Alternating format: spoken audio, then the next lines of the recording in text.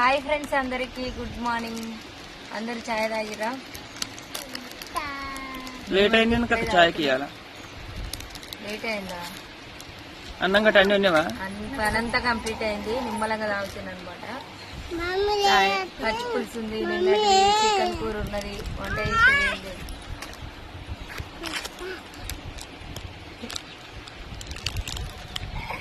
మామూలు అయితే అస్సలు వీడియోలలోకి వస్తలేదు, కలబడుతుంది వాళ్ళ డాడీ మీద. చూడు, నన్నే చూపిస్తుండు అంతే, నన్నే చూపిస్తుండు. తీయ మా తమ్ముడు కొట్టాకు.